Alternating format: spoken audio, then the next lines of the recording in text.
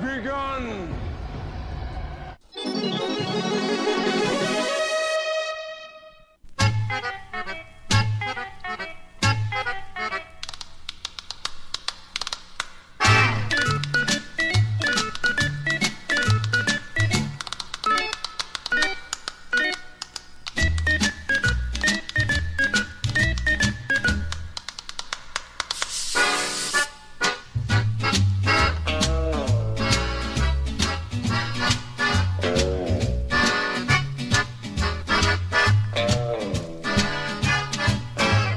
Hello, and welcome to the CTB Show. Today is August 19th, 2018. The weather, muggy AF. The Dow.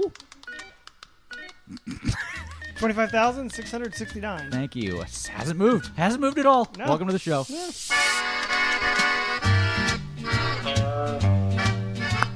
My name is Evan the Mayor. That is Brian the Levy. Hey. No witty quips? That's all I got. All right. That's Casey the Kasem. Howdy. And returning to the show after a 4-year hiatus, Mr. Spam Hormel. Say hello. Hello, children. Hey, welcome back to Baltimore after your series of... Hold on one second. Series of years spent in Florida. A man from the radio realm, back on the show, back in the scene of Baltimore. Welcome back. Thank you. Yes, we will be talking to him about radio stuff. Florida stuff. Florida stuff. Oh, boy. I was a Florida man. We are... Florida man does this. We are not going to talk about dicks this week. We've already decided that. I mean, like, more than normal. No more than normal. No more than normal. Trying to pick a cat hair off this windscreen here. Another will come along. Yes, they all often do.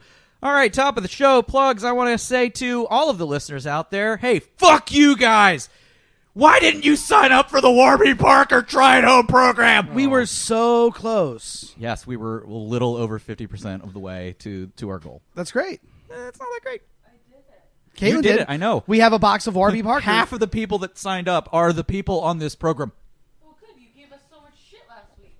But you signed up, so you're a good person. You know what? Mine are on the way. I get my actual glasses.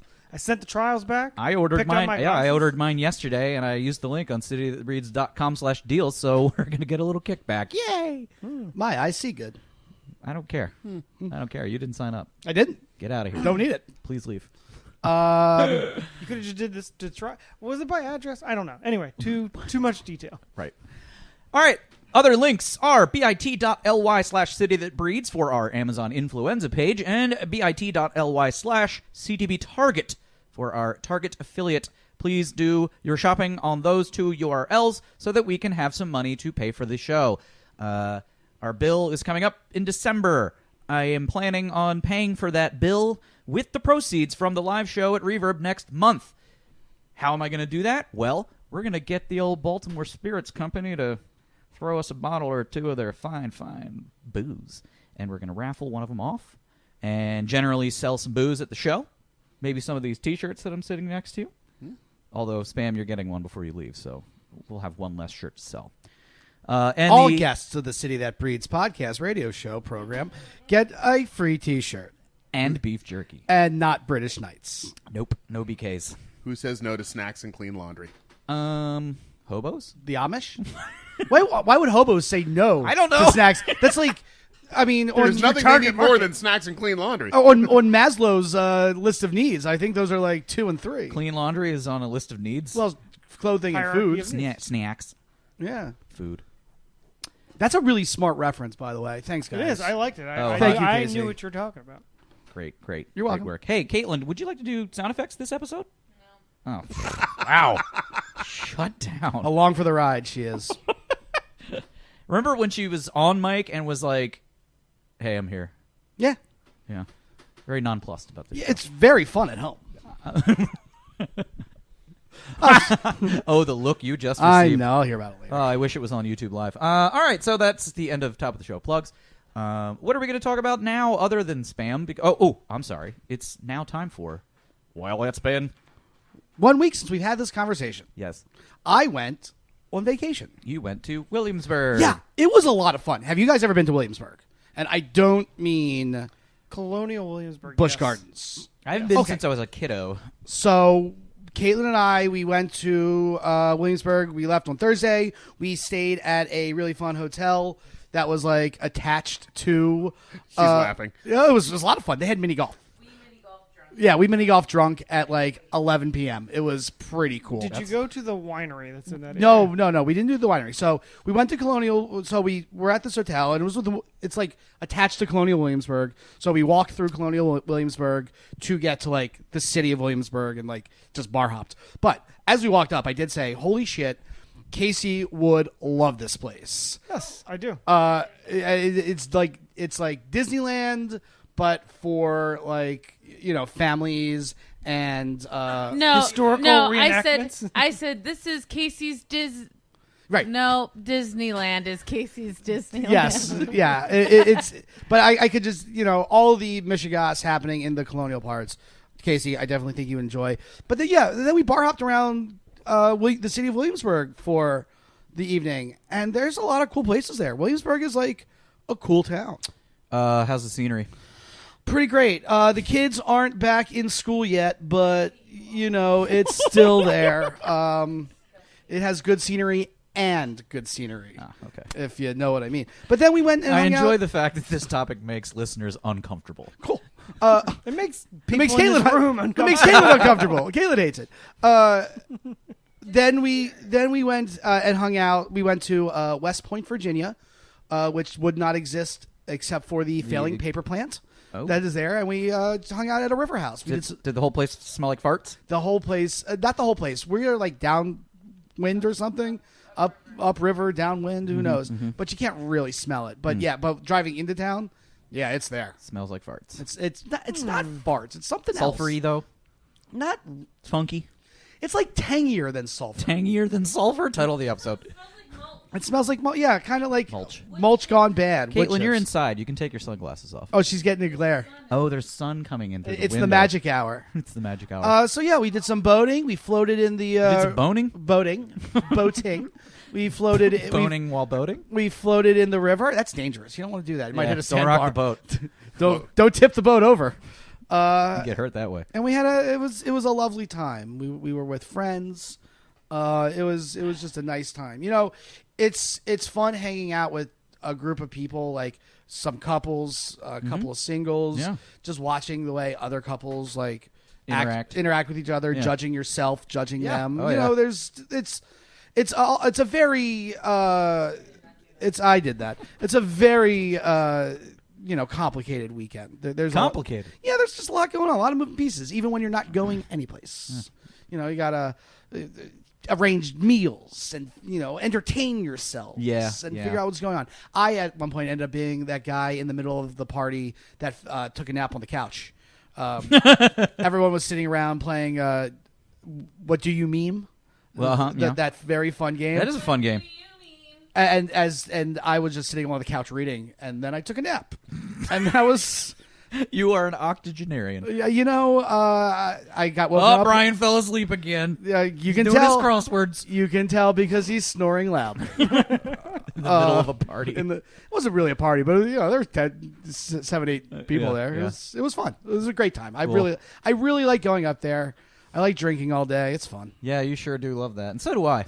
It's not. It's I not mean, the so worst does thing. America, and probably other parts of the world. I don't know. Casey, what Russia. What have you been up to? What's up with this cast on your wrist? I Get don't a little know. carpal tunnel over there. It's like the actual wrist joint. I don't know what's going on. This is just kind of like You're a brittle Oh, human never- being. You're Mr. Yeah. Glass. I'm falling apart. It's the brand is Mueller Greens. It's good to know that Casey is at least thinking of the environment Guess while what? I got it through the Amazon tab. Did you really? I did. Oh. And the funny thing is, Let me that hold on. Let me give you one of these. so you'll notice this is the right hand. I accidentally bought the right hand cast and then had to order another one, so I have two of them. Oh, nice. Oh, so no, it's your left hand. It is my left hand. Gotcha. But you bought the right hand. Yeah, cast. so originally I bought the right cast for your right hand, Whoops. and so it's just sitting somewhere. So you could be wearing a matching pair right I now. could, but you're I not. could. Oh, that would have been awesome. You come in like double fucking casted. That would make things very difficult. wrist gout. I'm Casey. I need to drink a lot of cranberry juice. Are you wearing that to work? Mainly when I work, because I type, and that's mainly when it's hurting. That and like carrying the little one. Casey, you're almost a parody of yourself, but I like it. right. I like it. True that. Spammy, what you been up to this week? 5'10". Oh, very good. It's Yeah. a good height. I feel like that's the national average. I am below that. I went to D.C. last night and introduced my D.C. friends to the one thing of Baltimore they haven't stolen yet.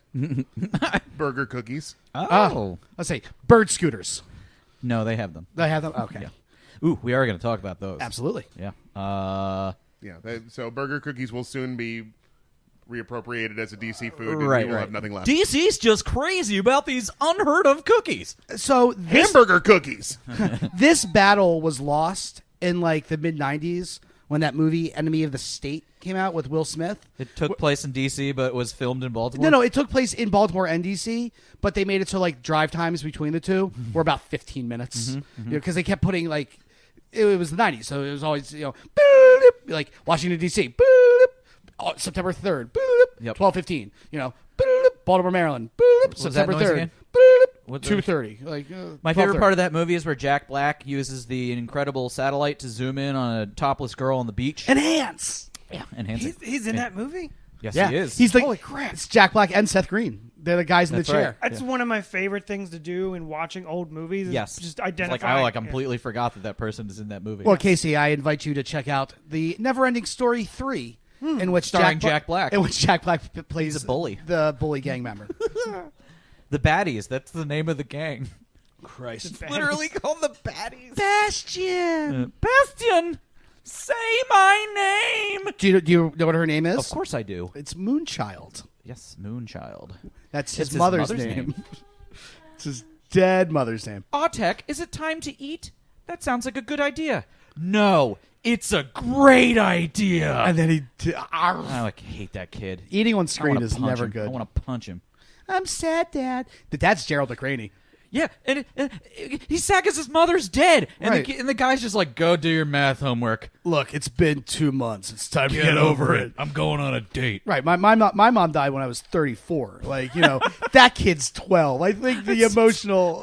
Much harder for this child. Right, I was ready for it. He seemed to be unsure. That movie holds up like a motherfucker. It's though. really good. It is very good. It's It is a oh treasure. yeah. I don't think I've ever seen them all together. Oh. At least not since I could You just form have to watch the memories. first Yeah, one. don't watch any of the other ones. Just watch the first one. The second one with the kid from DSV, Jonathan Brandis. who killed himself, is depressing. It's a terrible movie because the nothing is in it again somehow. He's also like too old. Like, Yes. Jonathan Brandis is like all right, bro. But You're, wait, you're 15. Why Is don't it you just still go the jerk same off? character? It's Bastion. It's supposed to be Bastion. Okay. He already dealt with the nothing once, and then the nothing comes back, and like the conceit of the movie is that he keeps making wishes, and it's like making the nothing stronger. And then there's And a it's- sequence where he's making wishes for individual steps to go up a mountain or something like that. Oh my god, that movie sucked. I had to see it in the theater. On a school field trip, the alternative was Fern Gully, which I really wanted to see, but I was forced Hell to watch yeah. Neverending Story 2. What is this, like an MSPAP thing? Like, why were you going to the movies on a school Dude, trip? I have no clue. I guess it was just like, hey, we're taking your kids to a movie. We saw Volcano for like MSPAP. Cool. What were we talking about? Whatever. Oh, what we've been Burger up to. cookies. Yes, burger cookies. How did we get on the Never-Ending Story from burger I don't know, cookies? but I didn't even know there was a 3. Yes. Appropriating DC appropriating Baltimore. There you go. Yes. I do also think that Never-Ending Story 3 was straight to vid Probably. from memory. All right, there any so So yeah, while I've been gone, apparently everything about Baltimore has gotten even worse. While DC no longer has any bad parts of town. yeah, all of DC is a shiny, pristine, Expensive, gentrified, golden, yeah. haven for rich whitey. I wouldn't say Baltimore's gotten worse, but I feel like over the last few years it's gotten amplified. Not Yeah, worse. things are getting more agitated and loud and buzzy. Police officers weren't yet going to prison as of the time I left. Right. That I mean, they should have been in prison, but now they are going to prison. They're not. Well, as an update to that viral vid that we spoke about, that guy he resigned. But he was How gracious of him! and he was resigned. And he was charged with assault. Yeah, he was. and he pleaded no. He pleaded No not guilty. contest. Oh, he did. Not guilty. His attorney says there's a story. Oh, There's a story to be told. There's some beef. We got to tell this story. Okay. Anyway, I don't know if he's ever seen like a law, but that's not how it works. You don't get to be like, no, here's why I kicked the shit out of him. Or are you allowed to be like, here's why I kicked the shit out of him? Well, they're coming up with that. He's like Rocket. There's a story to be told means we're still putting the story together. We need 2 weeks, but then we got one. We got a good one. It's like Rocket Raccoon at the end of Guardians of the Galaxy. Can I steal something if I really want it? No, that's against the law. That's a good reference, Casey. I liked it.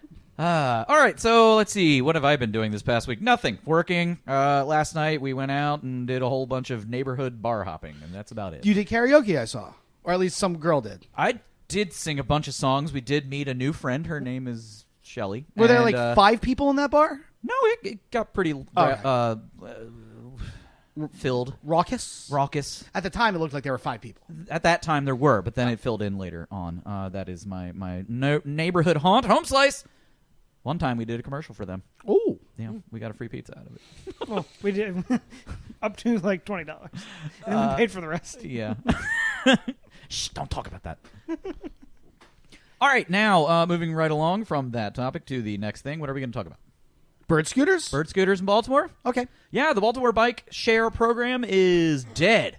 Killed by a bird. R.I.P. Killed by a bird. A menacing bird. A bird of prey. It's another thing that came and gone while it was gone. Yes. Yes. Yeah. Bike well, share. it's not gone yet because of all the docks are still like sitting there in the middle of the street rusting away. I just wondered how it went so badly, and then I looked at the cities that the company that did Baltimore Bike Share, what their other cities were. None, like they were all like some tiny city in Alabama, and like Baltimore was a little ambitious for them. Which is a silly thing to say because I've now in the past few months been to multiple different cities where they have bike share programs that work. Yeah, and Baltimore just landed the one that didn't know how to make it work. Yeah, it really is the company's fault more than the other ones. The other ones know how to manage this apparently. Well, it may be the company's fault, but you also have to lay a little bit of the blame on the city and our politicians for choosing a company who had no business running that kind of program here. I mean, as the company, I wouldn't say no when the biggest city you would be to serve would come to you. So I'm not blaming the company for saying yes. Well, there's multiple things at play here. First of all, if you're a company that has a product that is in the public space that has an opportunity to be stolen or damaged, Baltimore is your optimal test lab. Yeah. Because we will do everything we possibly can to steal or destroy these things. We're very good at it. Super good at it. Ingenious even. In fact, the first time that the share program was shut down, it was because the locking mechanisms on these docks were not good enough to deter youngsters or whoever it is stealing these fucking bikes. And I don't blame the kids because honestly, that's what kids will do. If shit ain't like locked down, they'll just fucking take it. Yeah, and we've seen even today. I posted a video from Reddit of 2 kids stealing a bird bike by essentially taking the computer off the top of it, banging it against a light pole, and the one thing, and I don't, you know what? I'm like, fuck, those kids are dicks, but I'm not even mad about trying to steal a scooter sitting out in the middle of the sidewalk. What I'm mad about in this video, the kid takes a styrofoam cup full of juice and just tosses it right on the sidewalk while the guy is like videoing me. I'm like, you fucking kid, you picked that fucking cup up, which no one ever says in real life because the child would probably beat your ass. Speaking of videos that end too soon, like that ended in a very precarious position because it yo. ends with like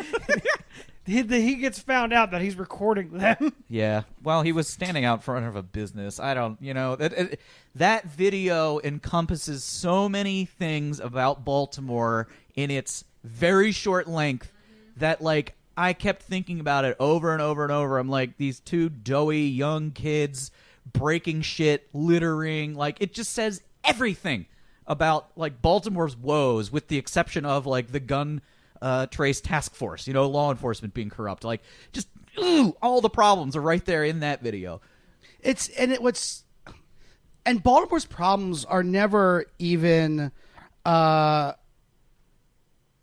they're all surface problems. They're all like the most basic of problems, and like it's never anything. It's like, cops shouldn't be like beating people up on the street. It shouldn't be that easy to steal these scooters. It's always like, I don't want to victim blame, but like, make it a little tougher to steal the scooters and maybe they won't get stolen. Well, it's too expensive to make them bulletproof. So they're like, hey, we'll just put these scooters out and then if a couple get stolen, whatever. Well, they account for that too. They expect a certain amount to So Yeah, but this is When you're- Baltimore, where I think gotta it's aim your well into the projections. 80% of these things are going to wind up in the garbage. I think Bird knows it's higher. I think Bird knows that their other markets will be supporting Baltimore. Yeah. You're a loss leader. And honestly, it's not even bitch. It's not even the kids, because I know when I was like 25, it probably wouldn't have been real fun to get drunk there's and plenty ride of- those things off onto the into the harbor. Well, I'm Like, not even talking about that. I'm specifically talking about the people who just want to destroy something. Yeah, that's what and I'm talking Baltimore about. is Yeah. absolutely yes, and Baltimore's full of those people. They either want to steal it, they want to break it, they want to set fire to it, they want to throw it in the harbor because it's funny. all those kids who go to University of Maryland and used to like Riot after Yeah. the team wins the fucking basketball game and they smash open the bike store and steal the bikes. Well, they're all in Federal Hill and Canton now. Now you know? they sure are. Like, And those are the guys that like get drunk and walk outside of my apartment 8 years ago and smash my flower I was just pot. going to bring that up. right. Fuck those guys. Like it's just it's like these ideas are a lot of fun, and if we had a city with a little different attitude, and I think we could, like these things would work well. But because we're Baltimore, Yeah. like we're scum. We are scum. Like like we like we're the people who identify with Crybaby, and like Yes. he was in jail, like he was not a Yeah. good dude, he No. was just like sad, But he was a rebel. right? Yeah, that's what we're talking about. Yeah. That like those I'm are a rebel. I break flower pots. in Baltimore. Those are our heroes, which is fun. I love the drunk dudes that will walk down the street and just like slap street signs. What is that? What is that message you're sending? Like, I like to slap things, metal things, because it makes a big noise. I'm a big Basically, man. that I think that sums it up. So do I need to get a flower pot to keep my windshield from being smashed? Yeah, Because maybe. because that happened this week. Because that's right. I saw that photo. Goucher. That was like a butt smash too, It wasn't looks like somebody's like whole like torso was thrown into it. It was, Yeah. It's like a 4x4 square of glass. It's basically just a foregone conclusion in Baltimore that if you own property or a car or you're a company that rents out dockless bikes, your shit's gonna get fucked up at some point. In my former decade here, I had 2 cars stolen. Yeah. One of which was found downtown, smashed into a pole, and the other one was stripped for parts. When I had my car parked on a parking pad out back of our apartment, and the hood got smashed in because somebody was robbing the apartment above ours and got caught, and then they jumped out of the window and landed on my car hood. Like, that's... Where else is that going to fucking happen? Every city. I don't know, but still. Reno. If I've learned anything from Reno 911, Reno. Reno. Anyway, getting back to this bike share program. It's going bye-bye. I'm actually looking forward to having all of those docks removed from everywhere. I'm hoping for dockless, because honestly, They will be.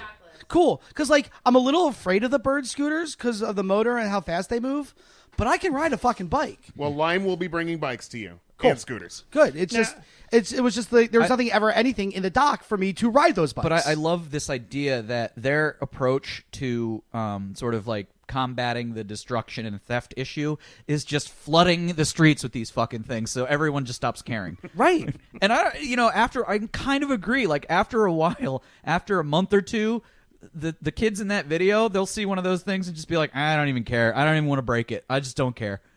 Here's this is a minor thing, but so you're gonna have all these dockless bikes, right? And technically, it's against the law to ride the bike without a helmet. Yeah. But they're not gonna provide the helmet. Well, you're even supposed to No, have no. a helmet when you ride a bird scooter, but nobody does. I think it's under 18 you need to be wearing a helmet, but anybody over 18 you're allowed to kill yourself.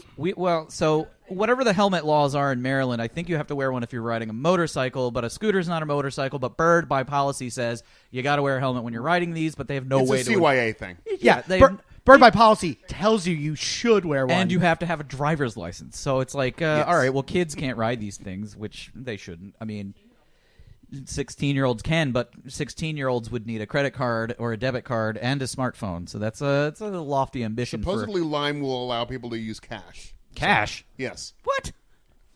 There was. How's that gonna work? Where's the that- where do you feed and- the money? And both companies committed to putting either 25% of their vehicles where the 40% poorest live, or the 40% of their vehicles where the 25% poorest live. Yeah. I don't know. So Yeah. I mean, so they will be flooding West Baltimore with tons of us. I was about to say, like, the Baltimore City Voters Group was absolutely frothing at the mouth to try to make this like a racist issue because they're like, how come the scooters are only appearing in the white L? And I'm like, well, they're not. They're appearing only in tourist areas. But it is a valid criticism that no, they are not going to start appearing in West Baltimore because it's like there's not a market for them. But then I see these maps where they are popping up, and people are riding them out to the far reaches of the city. So, I don't know how the cash thing is going to work, but apparently Lime has a way for people to do it without a credit card. So here's what I envision. There's a Lime Bike ATM. You feed your dollars into it, and it gives you Lime Bike credits. But because you're still going to need a smartphone to like rent one. You have to scan the little QR code on it. Oh, I mean, unless it's got a keypad on it or something, or, Beep, boop, boop, boop. Or unless you can rent it at the Save-A-Lot or something. So, yeah, it's a bold new frontier, and I'm really glad that Baltimore is this sort of laboratory for how efficiently we can destroy things. We're very good at it. If this program can survive in Baltimore, it can survive anywhere. It can survive in outer space. Dockless bikes coming soon to the lower atmosphere. Floating around that. Are we the cockroach of the United States? We're at least we're one of them. We are the people who will survive. I'm now envisioning that Tesla car in space with Lime bikes orbiting it. It has its own gravity. Yeah, I like the cockroach part, Brian, because that's what I think of Pittsburgh. And Pittsburgh was like the test dummy for those automated cars because Pittsburgh roads suck so much and they don't go anywhere. So like there's no road that connects really. So they're like, if you can navigate in Pittsburgh, then you can navigate anywhere. And they couldn't, and people can't leave their shit in Baltimore because it gets stolen. We are the same town. As Pittsburgh? Absolutely. Holy shit. That's why we hate it so much. Remember that earthquake that happened about like 5 or 6 years ago? Never forget. Yeah. I didn't know it happened because I was driving on Baltimore streets at the time. Driving in Baltimore, literally driving on Baltimore streets feels like you're in an earthquake. So. Damn potholes. We're sitting literally less than a quarter of a mile away from a bridge that is actively falling apart. It's a drawbridge. We don't use it anymore. And they're now resurfacing it over the weekend because, like, there's rebar sticking out of the goddamn road. If you drive over this bridge, chances are pretty high that you can die. And one time, Ice Cube launched a boat over it in the movie XXX2, State of the Union. Wait, that was in Baltimore too? That was the Hanover Street Bridge. What? How many times? We should make a list of just all the movies that All the movies that were shot in Baltimore. Well, there's only That one. took place in DC. I think that took place in D.C. There's only one It's the same important list. one. It's the Tin same Men. list. I was going to say live free or die hard, but sure. Yeah, that was a really interesting pastiche of things that take place in D.C. but were shot in Baltimore. The only time the climax of a movie has ever occurred in Woodlawn. Yeah, Social Security, where they're like, isn't there- oh, Social Security has all these cray supercomputers underground, and they're liquid cooled, and Kevin Smith has access to them. I was gonna say, when they go to see Kevin Smith, isn't he somewhere in Baltimore too? I want to say he's in his mom's basement Yeah, in like somewhere in Westport or something. Again, a guy in a chair. Yes, That's my favorite movie trope. good. A guy in a chair. Guy in a chair who helps the other guy. Sure, yeah, he's eating his Cheetos. I'm like, all right, I've uplinked. It's time. I'm dropping the bomb down the wormhole. Linux, I know this. I love that sequence in Swordfish when he's got the multiple screens and they're basically putting a gun to his head to like drop the bomb down the wormhole, and there's that montage where he's like typing very fastly and he's like, no, and then he's typing some more and he's like, yes, and he does like a victory lap. Like, what is he doing? Like, Nothing. That's dropping not how the bomb it works. down the logic hole. But there's also the scene that I like in Swordfish where Halle Halle Berry Berry's takes her shirt boobs off. Yeah. just has for no reason is topless. I'm reading this book. Yeah. Hey, here are my boobs. And then when he's They pay me the a lot of opening money. thing when he's trying to hack while also getting a blowjob? blowy. Yeah, that's good How too. do you get an erection while someone's holding a gun to your head and you're trying to code? A whole lot of just Everybody has their kink. whole lot of adrenaline. Good point. A lot of adrenaline. Yeah. Oh, adrenaline boner. Yeah. Title of the episode. There you go. No. Hey, if you haven't tried it, don't say it's not going to turn you on. All right, spam. I'm Where just are we saying. going with this? Guns. Guns are sexy. Guns and dicks. Oh, the love gun. His dick is the gun, Ronnie. Oh yeah, that's right. It's a Kiss song It's a kiss about dicks. Yeah. They're, I thought we were not going to talk about dicks. they're all about dicks, except for Beth. That's just a song about a girl named Beth. Hey, shout out to the How Did This Get Made podcast for doing Never Too Young to Die. That movie is awesome. We were listening to that on the way home. I've never heard of that movie. You need to see it. Yeah, I it's on saw it my a very list. long time ago at Mondo, Baltimore, one of my favorite events in this town, at the Wind-Up Space every third Thursday, I think. But yeah, they show shitty movies. There's some fun laughter commentary going on, and there's drinking games associated with it. Check it out. Mondo, Baltimore. You might see me there. Is that a You? place you hang out? I live by like Nam Kang, so it's like only blocks from me. I love Nom Gang. Anytime you go, invite me. I'm like, I will shoot Just you a a couple message. doors- I've been meaning to I get... literally live on that block now. So like, Well, I mean, especially because the free bus goes up that way, and I'm like, fuck, why am it I does not... now. The Purpleator does come that The far. up. Purpleator. Time for the Purpleator. How are you finding Station North? It's very quickly becoming a place to be. I actually haven't spent any time in Station North. I've spent my time in like Old Goucher and Remington more than I've spent it in Station North Word. so far. I mean, it's only been a month back. But Oh, well, I mean, oh yeah. So our house did not exist while you were there. How do you no, like our? Remington is like It's up and coming. it's more quickly being gentrified than anything I've seen in Baltimore. Yeah. Our house is I've never seen a hipster airport food court like that before. Like, it's exactly what it is. Uh-huh, yeah. The most prominent eatery there is the vegan eatery. Yeah. I do like the Poke Bowl place. And now Baltimore seems to be, in the future, very immediate future, lousy with Poke Bowl places. Because it's fucking easy, man. It's like sushi salad, right? It's sushi salad in a bowl, and they charge you $15. That's it. And I can't wait to find out what the Baltimore version of an arepa is, because Right. all I knew were the ones you get at a street cart in Miami that were just a corn fritter. Yeah. Like, the simple one little thing, and now it's Enjoy my Old Bay arepa. Yeah. Arepa! here's a Lucky Charms arepa. I'm like, yeah, Lucky Charms encrusted everything. Like Captain Crunch. Captain Crunch, that too. Like Cinnamon at Toast Shirley's. Crunch. Cinnamon Toast Crunch fried chicken. Are we blaming that sounds Blue good. Moon Cafe for all this? No, they didn't come up with that idea. They No, cribbed it they from were- somewhere else. They got it from Pinterest. And hey, Iron Rooster, come on, I don't need to see the fucking Pop-Tarts anymore. I don't give a shit that they make Pop-Tarts. Old news. Old news, dude. What is the But next? what if they come up with a unicorn Pop-Tart? It's rainbow colored. Ugh. What is the next food craze? I don't know. We got to get Detter and Richard Garelick. If we knew, we'd be billionaires. I guess that's the problem. No. The Cake pops. The way that you become a billionaire is not predicting the food craze; it's driving the food craze. Yes. Ooh. So, like Peruvian chicken, food craze? I don't know. I feel like they're everywhere, but nobody really gives a shit. Not anymore. Like the char-grilled chicken thing. Yeah, gourmet pizza was a thing. Tapas was a thing. Sriracha was a thing. What's the thing now? What's the thing maybe now? it is arepas, because Arepas? that seems to be the new. But the thing is, since nobody knows what an arepa is, everybody can make it whatever they want. So. I'm a little adverse to eating food that condones rape. I think It's not a raper. I think it's curry patties. That's the next thing. Curry patties? Yeah, you know, like- Jamaican curry pockets? Yeah. You see them everywhere. Yeah. Even 7-Eleven. But they've, I they've feel- always been. There's Right. nothing driving them, though. I feel like Jamaican food But they're at the food market. is a little too exotic. They're at the farmer's market. Just though. kidding. No, It's too exotic, but not upscale enough for a lot of people. That's the thing. it's still street food. Artesian Yes. garlic. We have not elevated street food from Jamaica yet. And it has to have an exciting new name. Like, arepa is a word that was in nobody's vocabulary Right. until now. Yeah, So- I'm a huge fan of arepas. I go to this place where it's like they elevate the street food, and it's fucking great, dude. What? Oh, Caitlin likes my impression of that.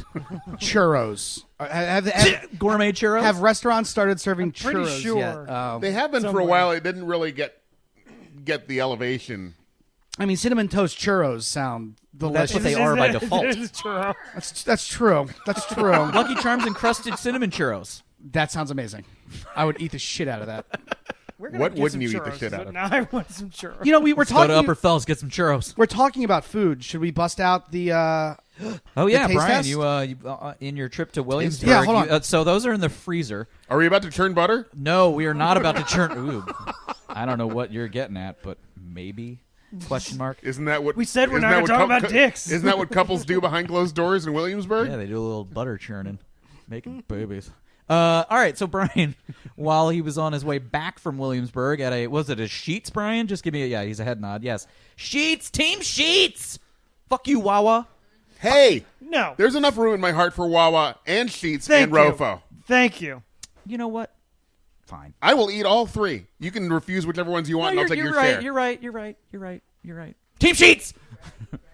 Team Drummy, Team Sheetz. I did get to experience while I was in Florida the arrival of Wawa and the excitement over it as people discovered what it was. Fucking rubes. You just have to know what to order where. Like, if I'm going to be at a Rofo, Good point. I'm going to get a chicken tender BLT. Yes. I mean, that's just dumb. I'll get the 2-piece chicken tender box. It's Hold $5 on. right now. What the fuck is up with Rofo getting fancy with their sliders, their chicken sliders? They're like, oh, this is an atomic slider.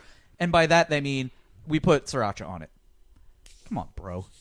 Give me some pepper jack cheese, some jalapenos.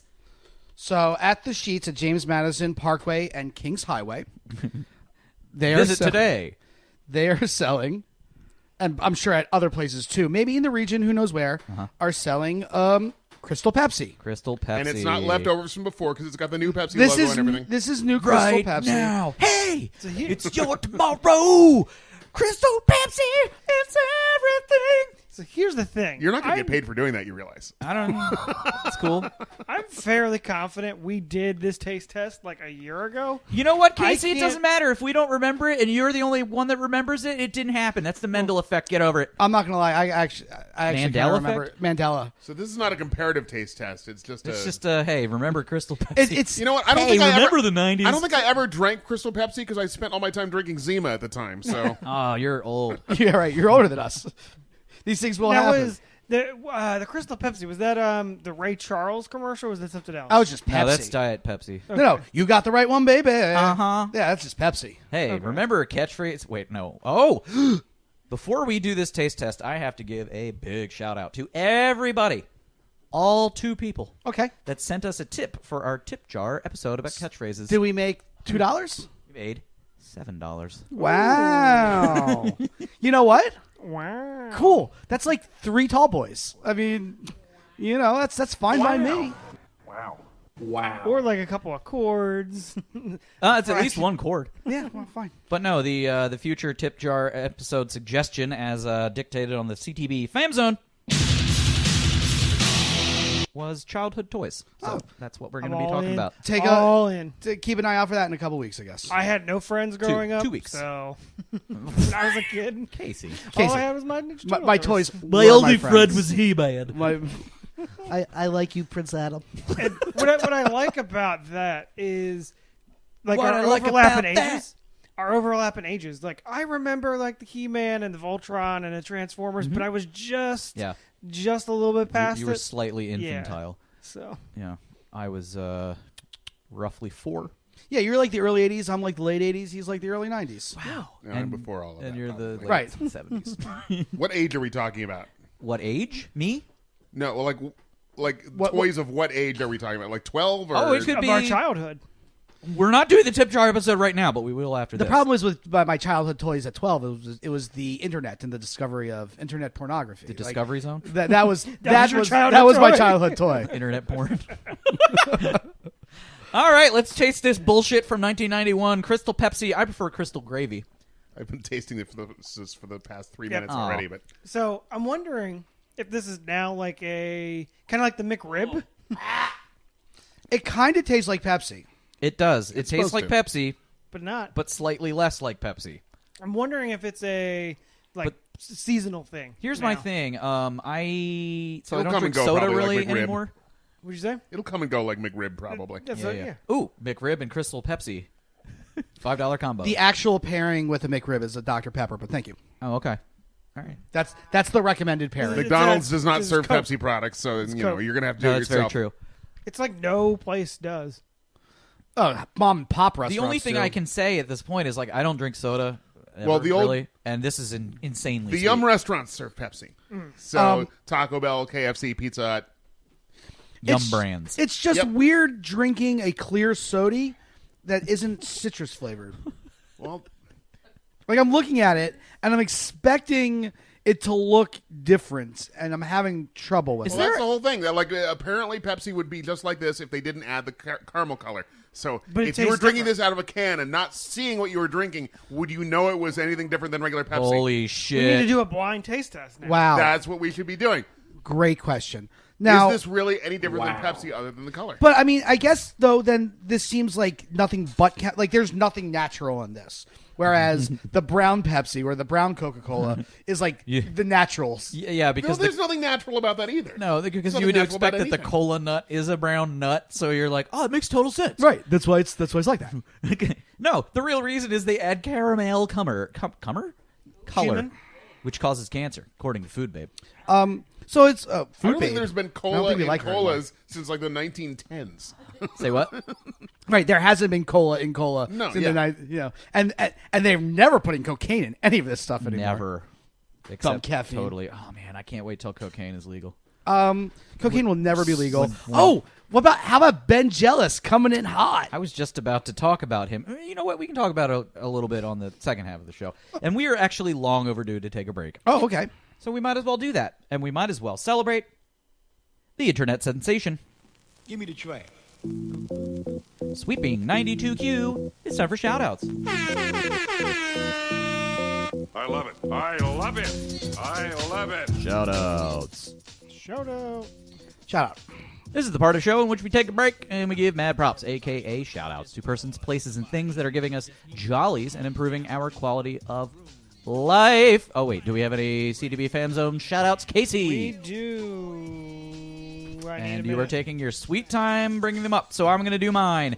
My shout out this week is to the Gaming Marathon podcast, which I was a guest on yesterday. It is already available on the interwebs, so find it at gamingmarathon.com or thegamingmarathon.com, episode 235, I believe. I did some funny stuff. I kind of did a good job. I bet you did. Yeah, I bet you did, you fucker. Well, am I on it? You are not on it. Is there anybody famous on it? I don't even know if you're mentioned on it. Cool. Great. Yeah. I don't think if you consider me famous. I don't go places and not mention you. People are like, I don't know why you're talking about that dude. I'm like, no, it's fine. It's cool. No, but I gave us a big plug, so Excellent. But I've you been don't telling care all- because you just don't care about this program. I've been telling all my friends how excited I am about the September 21st. That is going to be very fun. Yeah. And that is worthy of an additional week-over-week shout-out until it actually happens. Yes, that's how promotion works. Oh! Okay, Casey, you got it? Yes. Shout out from Liz Gall. Shout out to hers salt and vinegar chips, the one true potato chip. Interesting declaration. Hers is near and dear to my heart. Yeah, make love- hers yours. I look at hers the way I look at Hunt's, and that's lesser. Oh. Yeah, shots fired, Liz. No.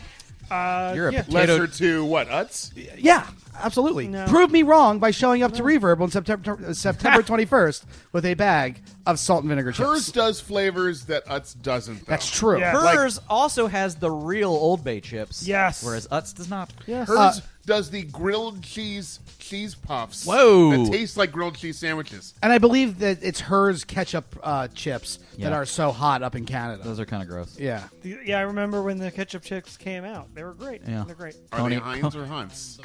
I don't know. Other hers flavors pop to mind were the Coney Island dog flavored potato chip, which if you don't know, it's a hot dog. Coney Island dog. They have the jalapeno popper cheese puffs, I believe. Steak and onion potato chips. Why is it that no one over the age of 16 eats Andy Cap hot fries? What is it about your body that changes that says, I'm not eating this anymore? Yeah, they're pretty gross. They're terrible. One time I ate like 3 bags of them and I threw up. Yeah, I bet. What was Fried it? potato sticks. What was it? English? Did you get Where it out is of the there school ever vending not machine? a better option than that, though? Right. That's the problem. It's just never the best option. It's always in the vending machine. The Andy Cap jumbo fries. You ever had those? No. Just even larger potato sticks that are fried. My puff buddy Caesar cheese at work, things. he brings in these weird Japanese products that are basically like crispy French fries. They're really good though. Cool. All kinds of Any flavors. other fam zones? Keisha Allen. Shout out to whoever was Hey, Miss able, Keisha. was able to get the Hanover Street Bridge paved with that. There you go. When's that, that open? it? Tonight? Better than the ball bearings they had paved it with. Right, exactly. The rebar. Shreds of glass. That and opens skulls. what, in the morning now or tomorrow I morning? think it'll be done by the end of the weekend, yes. Yeah. Brian, any shout out? I do. I didn't say this while we were talking about, our Sheetz Wawa Rofo combo, okay. but I was mega impressed with the bread, the white bread that I had on my half of a turkey sub today. It was delicious.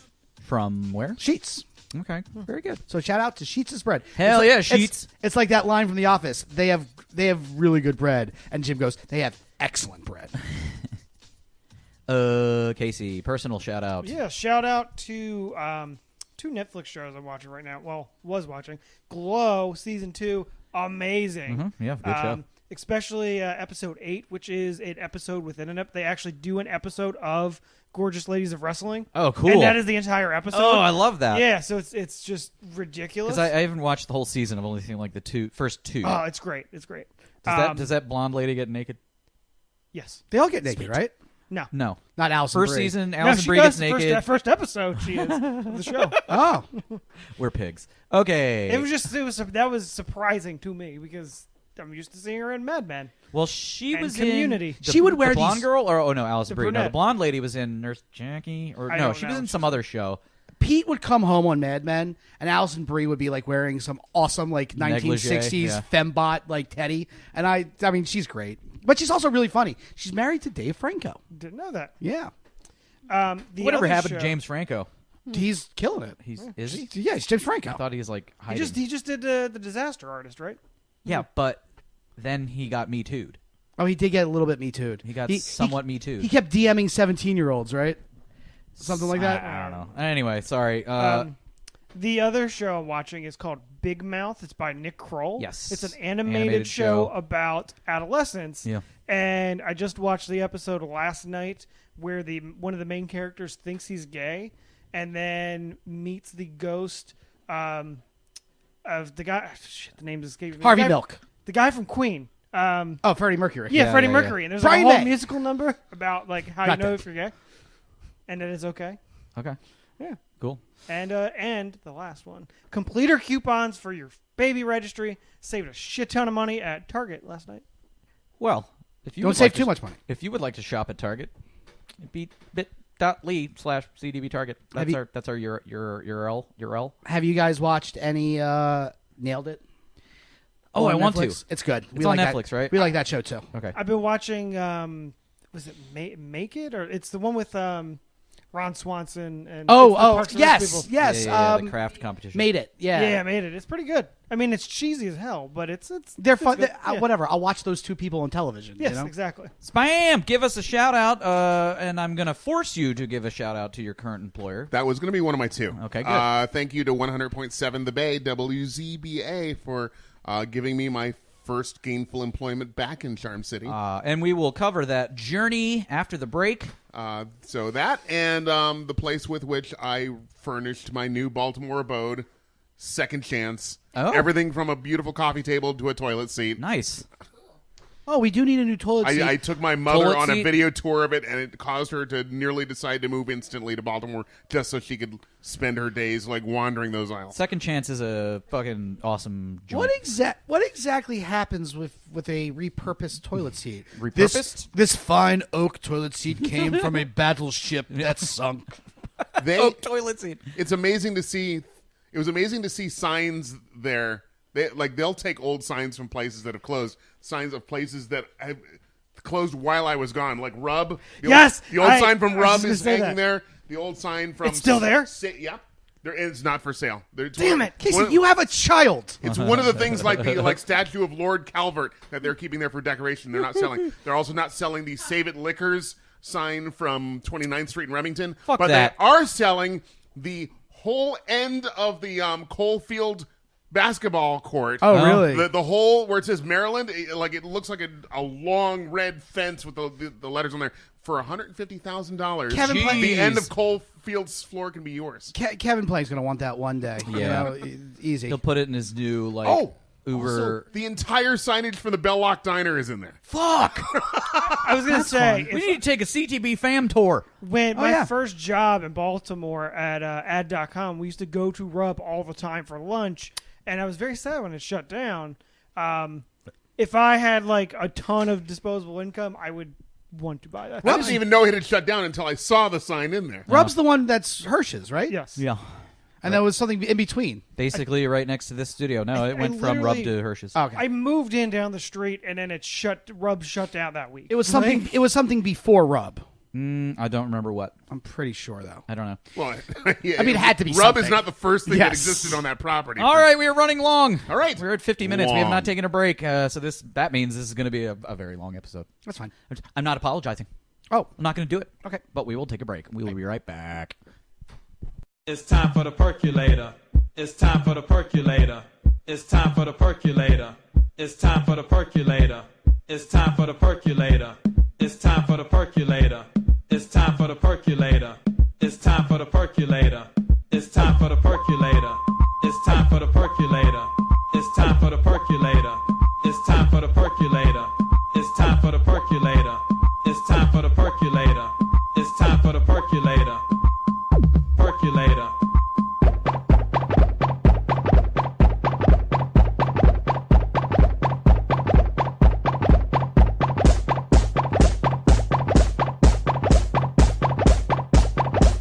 It's time.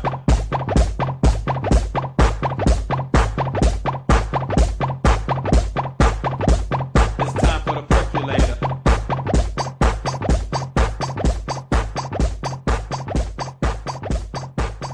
Percolator.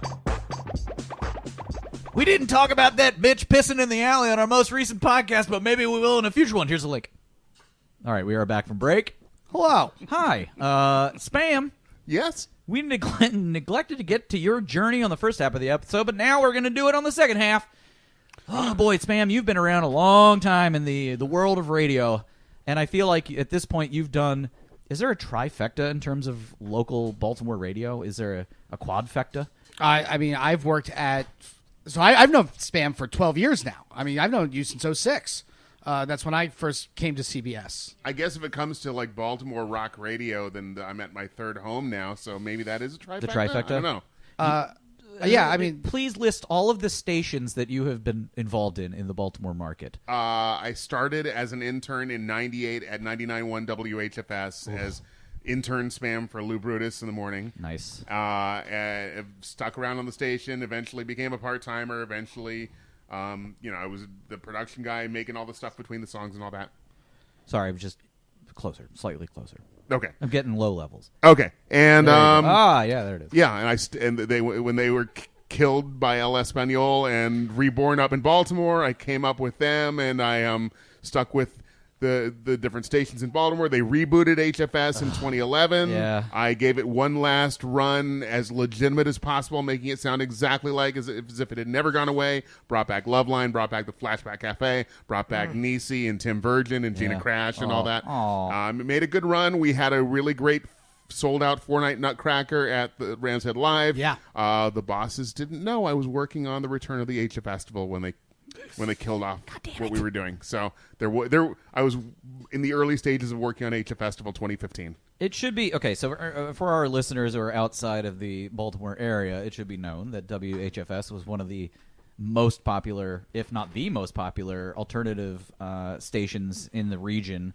Had a festival, HF Festival, on a yearly basis was a fucking tens of thousands of people in The attendance. largest radio festival in the United States, the only one that used a full stadium every year, the one that all the Yeah. others would like people sent winners from other cities to attend ours. To the effect that like the HF Festival was so popular that they had the HF Festival or whatever the fall version where only Blues one Traveler. year. Only 1 year was there 2 HF festivals, right? That was 99. There was only 1 year that there were two separate ones. There were certain years that had 2-day HF Right. festivals. We had the HF Eskimo Snow Job at Ski Liberty. We had the HF Festival, I think is the thing you were thinking the about. festival, yeah. The fall festival. Well, it wasn't the Nutcracker Ball, but there was a Christmas show, wasn't there? Yeah, the HFS Nutcracker. Yeah. Okay. We did that. That was at the Patriot Center every year. But I'm not being like So the shows were big. hyperbolic when I say that HFS, like in its heyday, was a rival of like a K-Rock. It was one of the original alternative stations in the country. It was literally K-Rock way east. Yeah. Like when we would add a song to our rotation, other stations across the country would move units. Yeah. And, And you could still move and the that was units. actually happening again when we rebooted the station in 2011.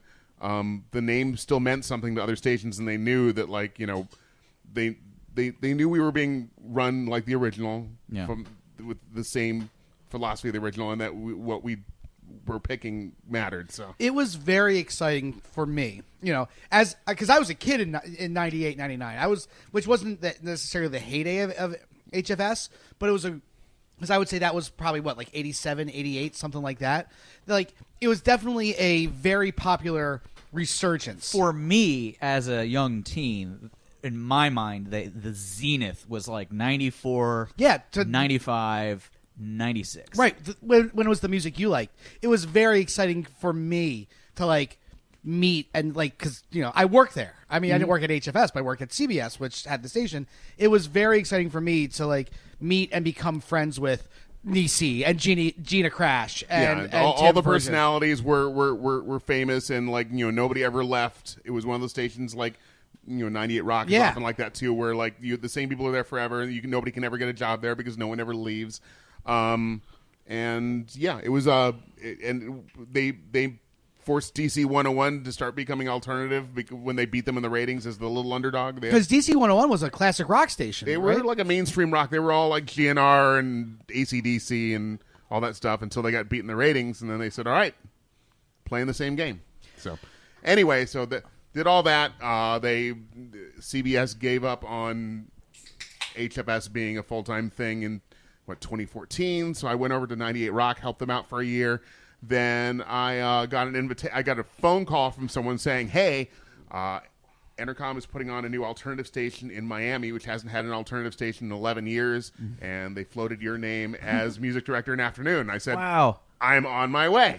So I went to Miami. There's like a shadow outline of you existing in space. You ran so fast out of the door into your car. By the time that I hung up the phone, I was halfway there. I was already in South Carolina. So 104.3 The Shark. I was music director in afternoons for nearly a year there, and the station was doing a lot of exciting things. My ratings were out the roof in Miami and in West Palm. Wow. It was a good thing. That was my first half of my Florida stay. My second half was doing mornings at a rock station in Fort Myers called 93X, which was trying to lean more alternative and compete with Bubba the Love Sponge. Oh, boy. I was told, don't even try to compete with Bubba the Love Sponge. The Gawker Killer. Yeah.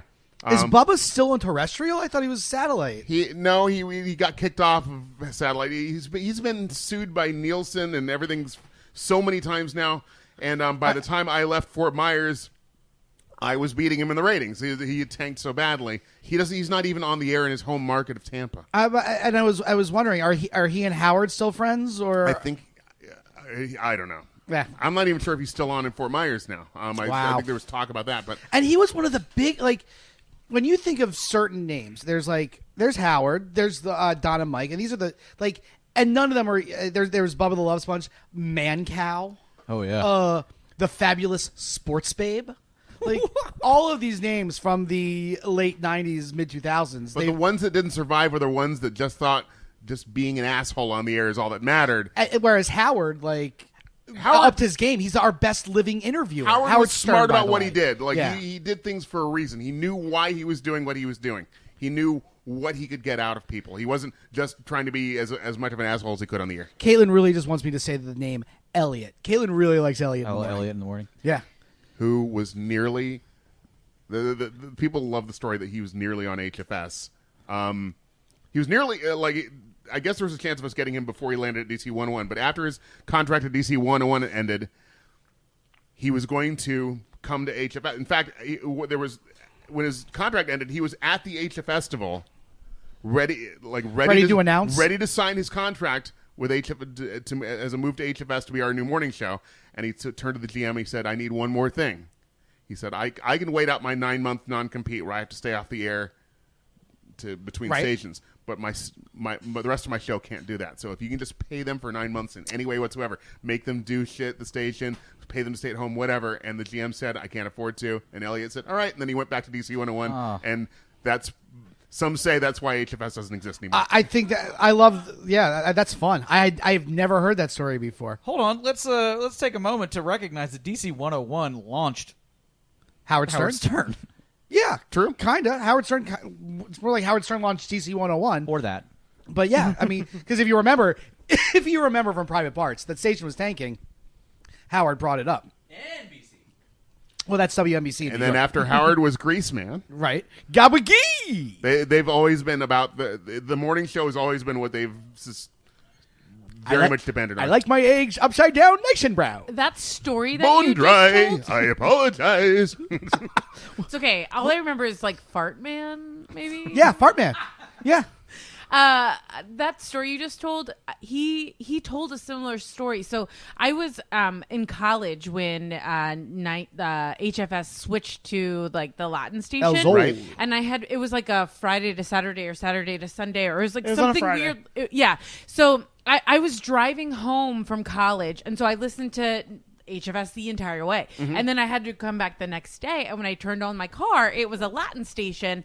So I flipped over to Elliot. Is my radio broken? What's going Yeah, on? right, exactly. Elliot was talking about the switch, and he told that Yep. story. Like, he told how he almost went to that station because he hates them. The- He's the- very, the, very the, open The about morning that. after the station flip, the first thing Elliot said on the air was he said on the air to the rest of his staff, he said, "Did any of you punch your preset just to see if that was a bad dream?"